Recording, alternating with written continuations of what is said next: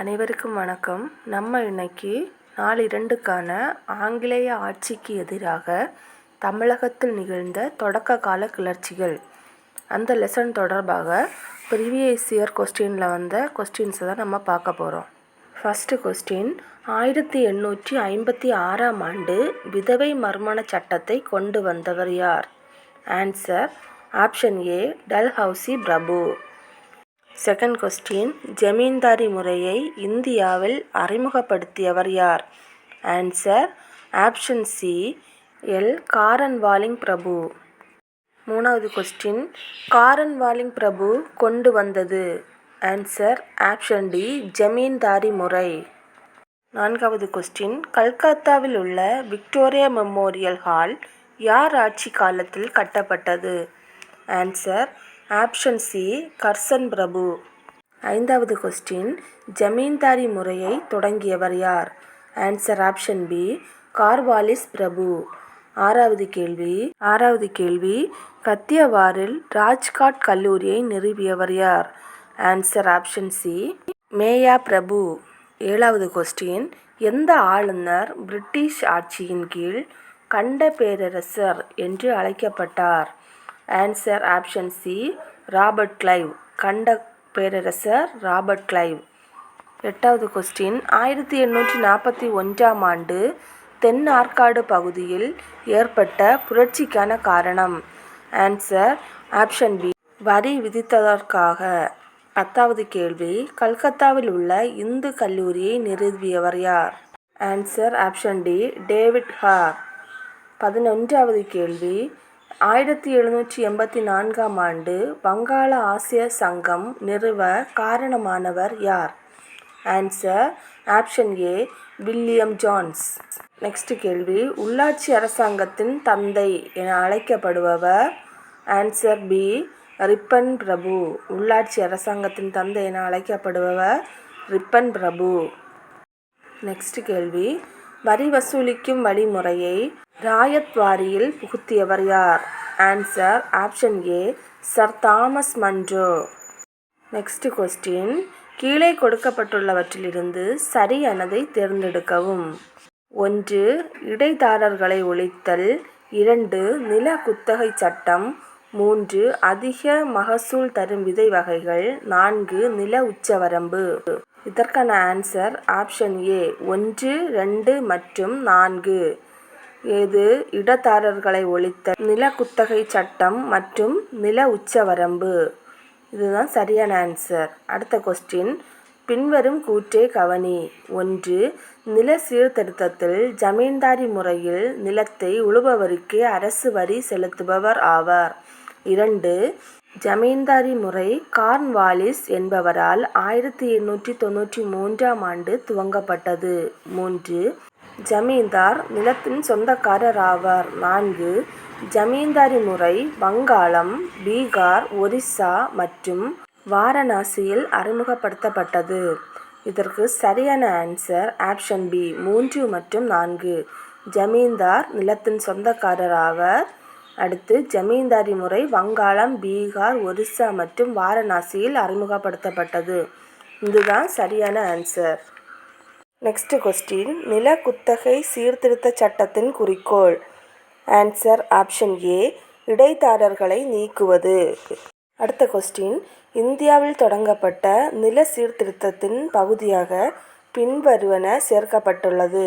Answer 1. இடைதாரர்களை ஒழித்தல். 2. குத்தகை சீர்திருத்தங்கள். 3. விவசாய மறுசீரமைப்பு. 4. மேலேயுள்ள அனைத்தும். சரியான ஆன்சர் மேலேயுள்ள அனைத்தும். நெக்ஸ்ட் கொஸ்டின், நில சீர்திருத்த நோக்கங்களை நிறைவேற்ற எடுக்கப்பட்ட முக்கிய நடவடிக்கை திட்டங்கள். 1. இடைதாரர்களை ஒழித்தல். 2. நில உரிமையாளர் குத்தகைக்காரர் உறவை ஒழுங்குபடுத்துதல் மற்றும் நிலத்தின் மீது உச்சவரம்பு வைப்பதன் மூலம் நிலத்தை மறுபங்கீடு செய்தல். 3.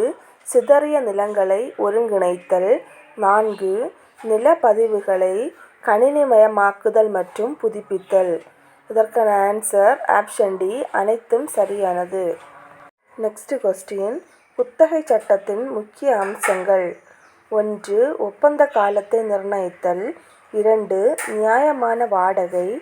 3 நிலத்தை வாங்கும் உரிமை. ஆன்சர் ஆப்ஷன் டி அனைத்தும் சரி. Next question. பதிவு செய்த நிலத்தை வைத்துள்ள ஒவ்வொருவரும் அதன் சொந்தக்காரர் ஆவர். இந்த முறையை இவ்வாறு அழைக்கலாம். ஆன்சர் ஆப்ஷன் ஏ ராயத்து வாரி முறை. Next question.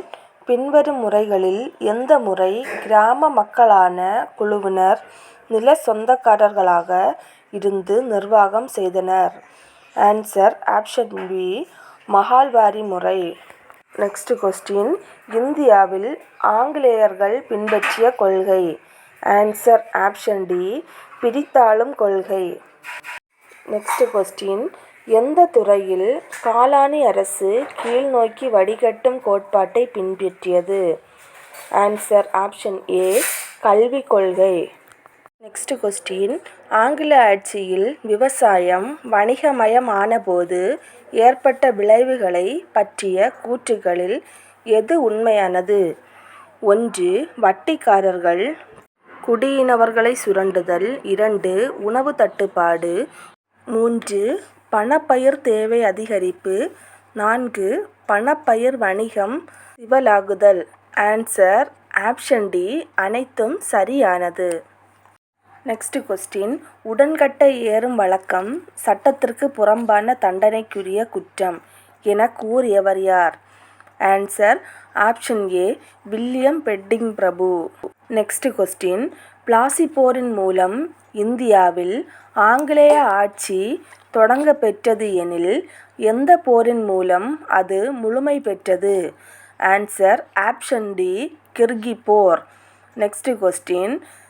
Sir Stafford Cripps டேஸ் கட்சியின் போர் அமைச்சரவையின் பிரதிநிதியாக இருந்தார்? ஆன்சர் ஆப்ஷன் ஏ தொழிலாளர் கட்சி. Next question. பொறுத்துக. இதற்கு சரியான விடை சி பார்க்கலாம். இந்தியா கவுன்சில் சட்டம் 1861. அதற்கான ஆன்சர் லேன்ஸ்டோன் பிரபு. 2 இந்திய சர்வதேச அரசு பெயர் சிறப்பு சட்டம் 1876. அதற்கான ஆன்சர் ரிப்பன் பிரபு. 3 தொழிற்சாலை சட்டம் 1881. அதற்கான ஆன்சர் லிட்டன் பிரபு. 4 இந்திய கவுன்சில் சட்டம் 1892. அதற்கான ஆன்சர் கானிங் பிரபு. Answer option C. Next question. Northcote Trevelyan கமிஷனுடன் 1853 தொடர்புடையது. Answer option C ICS. Next question. வட்டார மொழி பத்திரிகை சட்டம் லிட்டன் பிரபுவால் இயற்றப்பட்ட ஆண்டு? ஆன்சர் ஆப்ஷன் டி 1878 ஆண்டு. அடுத்த கொஸ்டின். இந்தியாவில் முதல் பல்கலைக்கழகம் நிறுவப்பட்ட ஆண்டு எது? ஆன்சர் ஆப்ஷன் பி 1857 ஆண்டு. அடுத்த கொஸ்டின். சென்னை பல்கலைக்கழகம் தோற்றுவிக்கப்பட்ட ஆண்டு எது? Answer option D 1857. அடுத்த கொஸ்டின். டெல்லியில் உள்ள மத்திய சட்டமன்றத்தின் மீது பகத்சிங்குடன் இணைந்து வெடிகுண்டு வீசிய நபரின் பெயர் என்ன? Answer option D Batukeshwar Dutt. Next question. சரியான பதில்களை தேர்ந்தெடுக்கவும். பிரிட்டிஷ் ஆட்சியில் கல்வி கீழ்க்கண்டவாறு 4 காலகட்டங்களாக பிரிக்கப்பட்டது.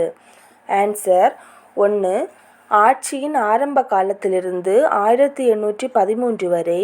2 1813 முதல் 1853 வரை. 3 1854 முதல் 1920 வரை. 4 1921 முதல் 1947 வரை. இதற்கான ஆன்சர் ஆப்ஷன் டி 1 2 3 4 சரியானது. நன்றி.